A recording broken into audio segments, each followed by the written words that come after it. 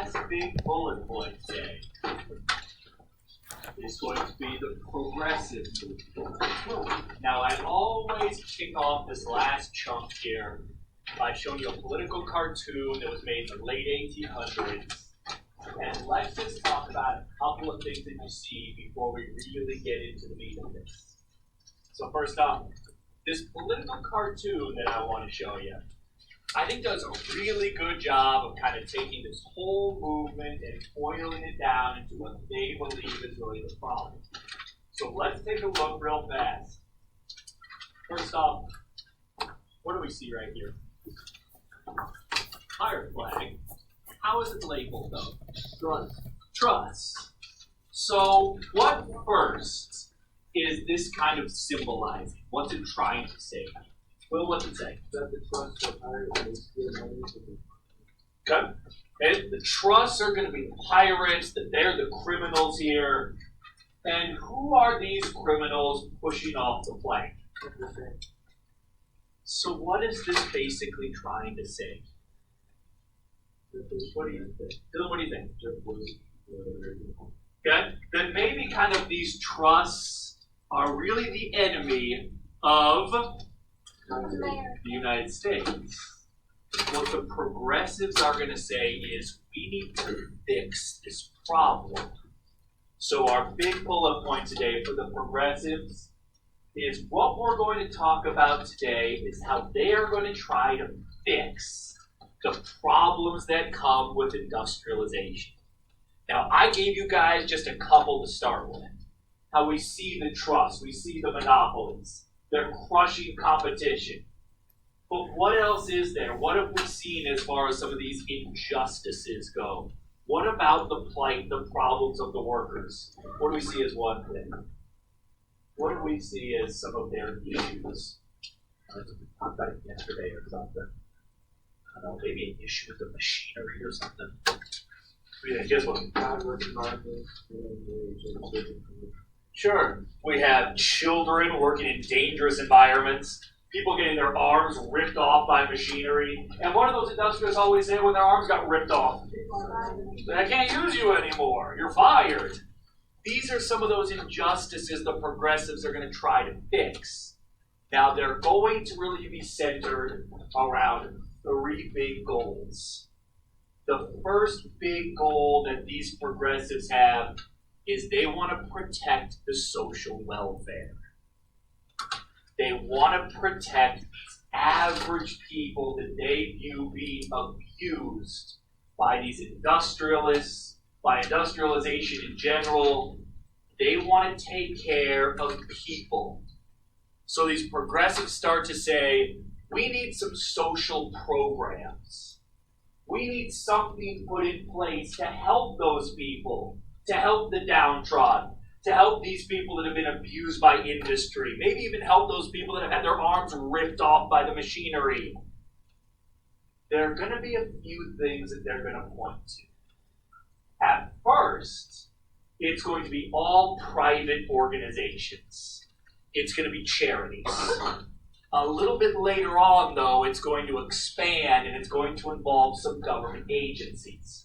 Now, we're going to talk more a little bit later on about those government agencies, but first let's just talk about some charities, some things that help these individuals.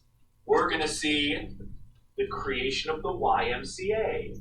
Now, I should ask, have you heard of the YMCA before? Not the song, the charity. This is a Christian organization to help people abused by industry. Now I should ask too, have you heard of the Salvation Army? I bet you see them every December doing something that I bet you're familiar with. They ring the bells and they have their red containers. What are you supposed to do with those red containers? Yeah, you put money in there, the money goes to the poor. This is where they get their starts. Now, this is just one of their big goals. Next one is they want to promote moral improvements. They say industrialization has caused us to lose our way. We've lost our moral compass. We need to be certain that we become a moral and just society again. Now, there are a bunch of kind of avenues that this takes, but one of the big pushes that the progressives are going to have is they say, we've identified a vice in our society. We need to be certain that we get rid of the vice and morality will reign. If we can just get rid of that vice, that problem, our morality will return to us. Now, like I said, they can take a bunch of avenues, but there's one big one that we're going to see that a lot of progressives are going to champion, that they get behind. They are going to start to promote prohibition, where they say, we've identified this vice in our society, this problem.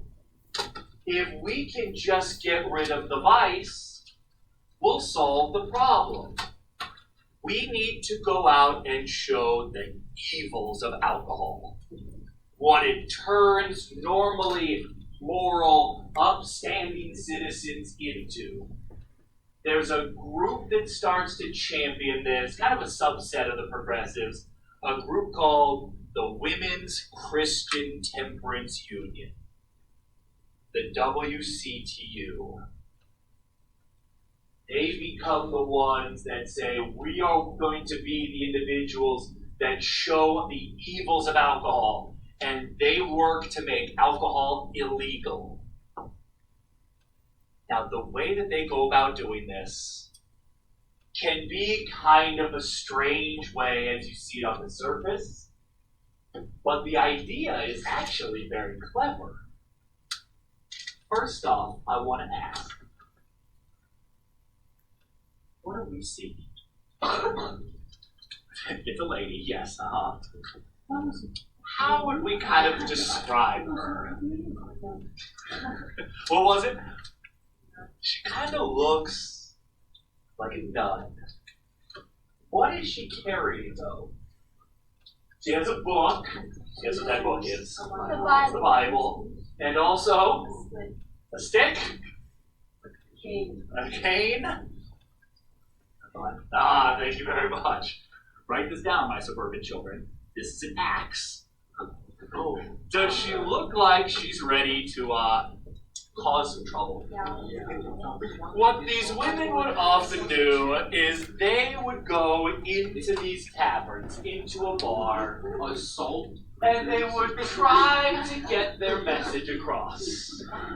They would first go up to these people in the bar and sing their favorite hymnals as loud as they can.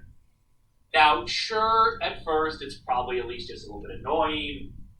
So these women need to escalate their message. They would go up to these men in the bar and knock the drinks out of their hands and keep singing their hymnals. Again, annoying. Now it's time to step it up.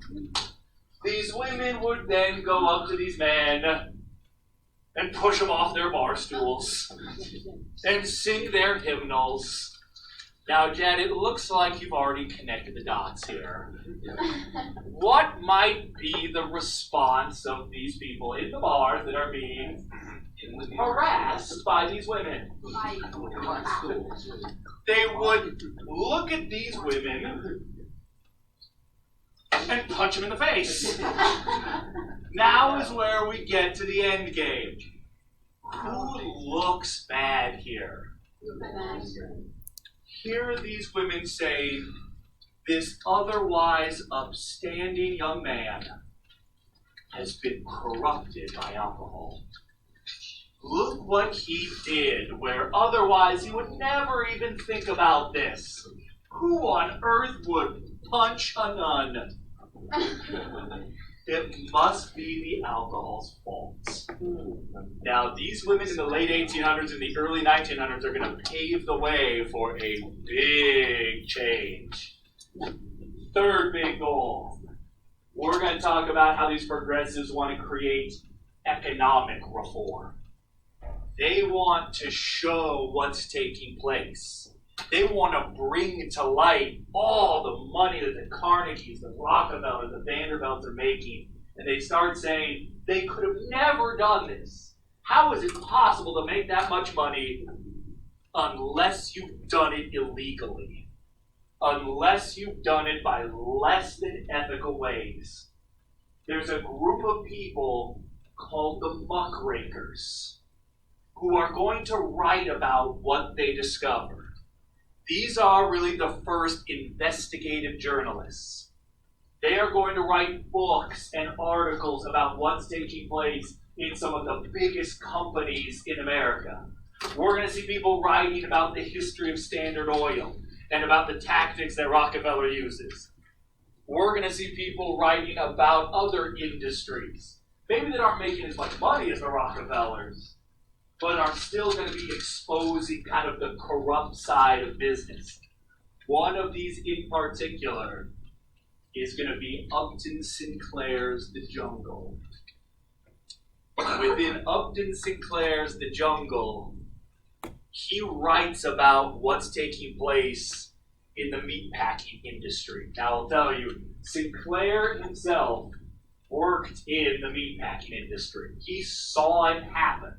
He writes about how he sees people who are working in the hot dog arena who have their hands cut off by machinery, and it simply falls into the hot dogs. Ew. Oh my God. It gets ground up.